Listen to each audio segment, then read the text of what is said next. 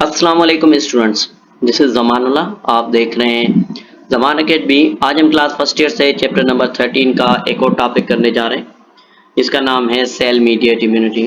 अब इस टॉपिक के अंदर हम डिफरेंट चीज़ों के बारे में पढ़ेंगे कि हमारे बॉडी को और कैसे प्रोटेक्ट किया जाता है, हमारा इम्यून सिस्टम कैसे काम करता है। तो शुरू करते हैं हमारा आज का topic. Simply cell mediate immunity और एंटीबॉडी इम्यूनिटी हमारे पास जो है टॉपिक है या रिस्पॉन्स है। ठीक है, जैसा कि हमारे पास थर्ड लाइन ऑफ डिफेंस जो है वो हमारी बनी हुई थी किसके ऊपर, हमारे जो है स्पेसिफिक डब्ल्यूबीसी सेल्स के ऊपर, जिनको कहा जाता है लिम्फोसाइट्स। तो इनकी बेसिकली दो टाइप्स होती हैं, एक को हम कहते हैं टी सेल्स और दूसरे को हम कहते हैं बी सेल्स।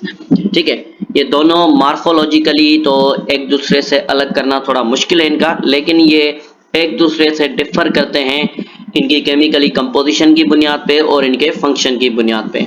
ठीक है, तो बात करते हैं कैसे। तो जो हमारे बी सेल्स हैं, कौन से बी सेल्स, हमारे ये बोन मेरो में बनते हैं और वहां पे मैच्योर होते हैं, फिर हमारे रिलीज होते हैं किसमें, ब्लड में सर्कुलेशन के लिए। जबकि जो हमारे टी सेल्स होते हैं ये रिलीज होते हैं हमारे इमेच्योर फॉर्म में से, इमेच्योर फॉर्म में बोन मेरो से, और ये माइग्रेट करके आते हैं हमारे थाइमस ग्लैंड के पास जहाँ पे वो मैच्योर किए जाते हैं। तो इस वजह से इनको कहा जाता है टी सेल्स, और ये वहाँ पे मैच्योर होने के बाद फिर ब्लड में सर्कुलेट करते हैं। लेकिन अगर हम बात करते हैं बी सेल्स की, तो बी सेल्स जहाँ पे बन रहे हैं वहीं पे मैच्योर हो रहे हैं। ठीक है, तो अब बात करते हैं इनकी जो है नाम्स की, तो हमें पता चल गया।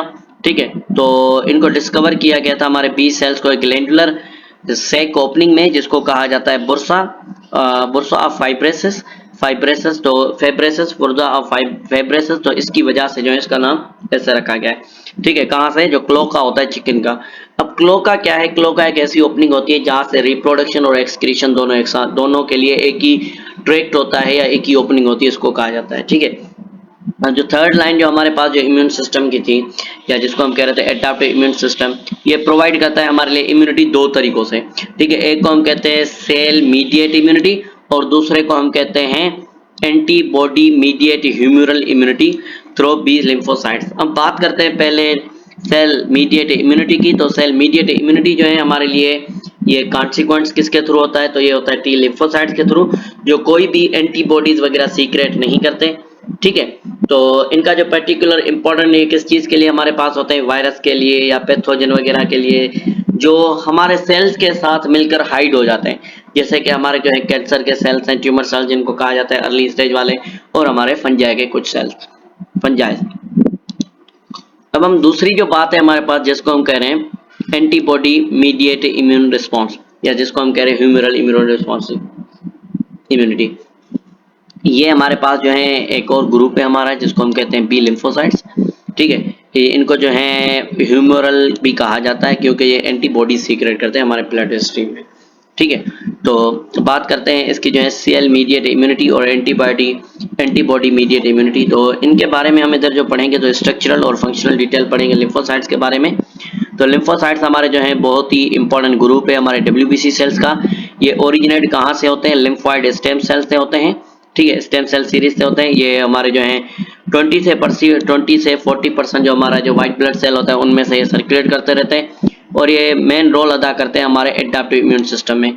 ये हमारे किस में पाए जाते हैं, तो ये ब्लड में पाए जाते हैं, उसके साथ साथ हमारे जो टिश्यूज होते हैं उनमें पाए जाते हैं। इनकी मेन दो टाइप्स होती हैं, एक को कहा जाता है टी सेल्स और दूसरे बी सेल्स।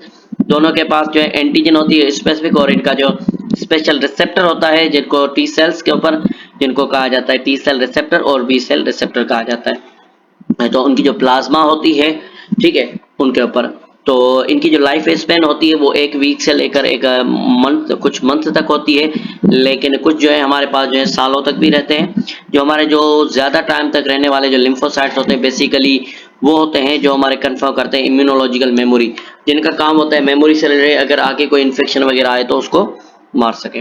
ठीक है, उनको हमें बताएं कि ये ऑलरेडी इनकी एंटीबॉडीज वगैरह बनी हुई है। तो ये हमारे पास लिम्फोसाइट्स हैं, इनमें से बेसिकली तीन किस्म के cells, B lymphocytes, T lymphocytes और नेचुरल किलर सेल्स निकलने कहाँ से बने, स्टेम सेल से बने। अच्छा, देन हम बात करते हैं स्ट्रक्चर की। तो ये हमारे पास स्ट्रक्चर है, ये इनकी जो एंटीजन बाइंडिंग साइट्स है। ठीक है, इनकी जो है लाइट चेन्स होती हैं, और ये जो है हमारे पास जो है इनकी विजिबल जो रीजन होता है ये होता है। ठीक है, ये हमारे टी रिसेप्टर सेल्स हैं। ठीक है, ये इनकी हैवी चेन होती है, ये इनके कांस्टेंट रीजन, और ये हमारे पास जो ट्रांसमिशन होती है इनकी। ठीक है, ये इनके पास अल्फा और बीटा जेंस। अब हम बात करते हैं टी लिम्फोसाइट्स की। तो टी लिम्फोसाइट्स हमारे कहाँ पे बन रहे हैं? बोन मेरो में बन रहे हैं और ये माइग्रेट करके आते हैं कहाँ पे हमारे पास है मेच्योरिटी के लिए हमारे थाइमस ग्लैंड के पास। तो इन वजह से इनको कहा जाता है टी ग्लैंड। तो टी सेल्स इनको टी स्टैंड करता है हमारे थाइमस के लिए। जो हमारे जो इनएक्टिव जो सेल्स होते हैं टी सेल्स, ये हमारे इफेक्टर होते हैं, ठीक है।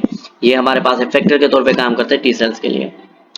देन हमारे पास आते हैं कि टी लिम्फोसाइट्स के बाद ये इनको रिक्वायर होती है इंटरेक्शन किसके साथ? हमारे जो एंटीजन प्रेजेंटिंग सेल्स होते हैं, ये एसेंशियल होते हैं हमारे लिए किस चीज़ के लिए? 3 सिग्नल के लिए, TCR, BCR और साइटोकाइन। उनके फंक्शन की बुनियाद पे, उनके जो सेल सरफेस मेकर होते हैं उसकी बुनियाद पे टी सेल को डिफरेंशिएट किया गया है 4 टाइप्स में। एक होते हैं हमारे पास टी हेल्पर सेल्स, दूसरे होते हैं साइटोटॉक्सिक सेल्स और तीसरे होते हैं टी लिम्फर सेल, टी मेमोरी सेल्स और चौथे हमारे पास कौन से? टी सप्रेसर या रेगुलेटर सेल्स। देखें हेल्पर सेल्स ये हमारे जो है इनके 4 टाइप्स आ गए। अब हम आगे बात करते हैं इनकी। तो हमारे पास आते हैं साइटोटॉक्सिक टी सेल्स। इनके पास जो है CD8 मेकर होता है, कोरेसेप्टर होता है, ठीक है। इसकी वजह से इनको TC सेल कहा जाता है।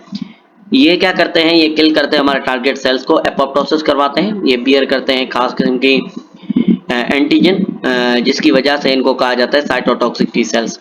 इनका जो फंक्शन होता है वायरली इन्फेक्टेड सेल्स के ऊपर टारगेट करते हैं, बैक्टीरिया और ट्यूमर सेल्स के ऊपर, ठीक है। इनके बारे में ऑलरेडी हम पढ़ कर आए पीछे।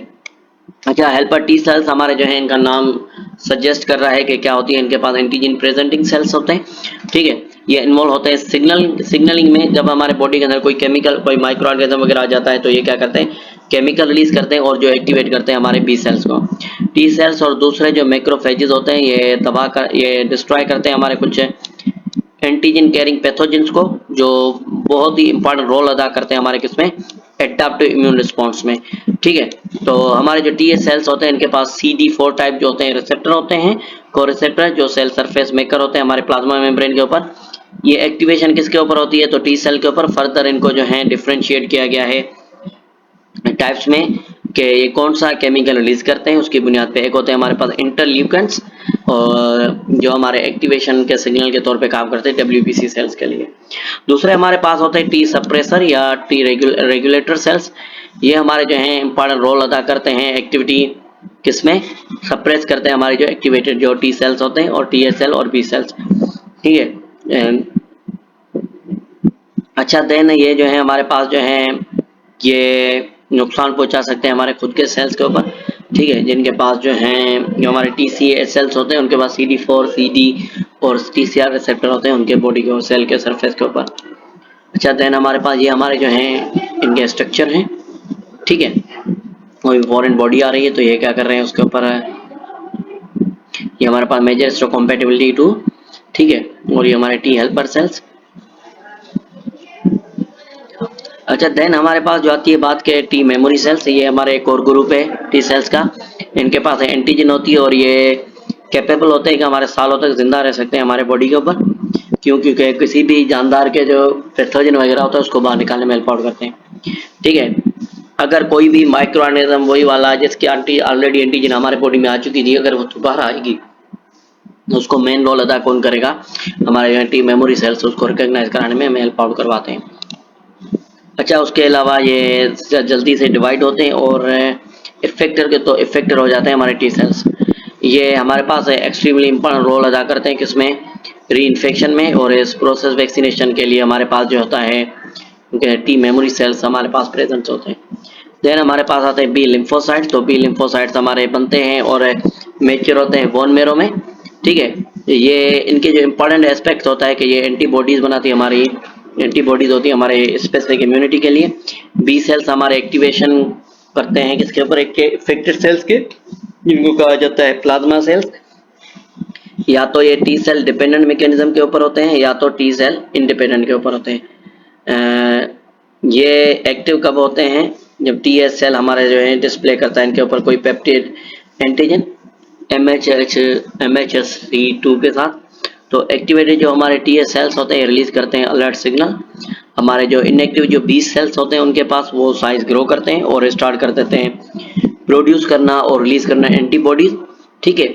ये एंटीबॉडी सीक्रेट है कि हमारे पास जो सेल्स होते हैं जिनको कहा जाता है B सेल प्लाज्मा सेल्स, जो हमारे बी सेल की टाइप है, जबकि जो बी सेल्स होते हैं ये हमारे टर्न हो जाते हैं किसमें, बी मेमोरी सेल्स में, जो आगे चल के रिकॉर्ड करेंगे हमारी डेटा एंटीजन की।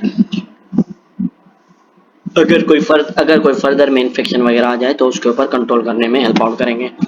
ठीक है, तो कंप्लीट होता है। तो इंशाल्लाह मिलते हैं नेक्स्ट टॉपिक में।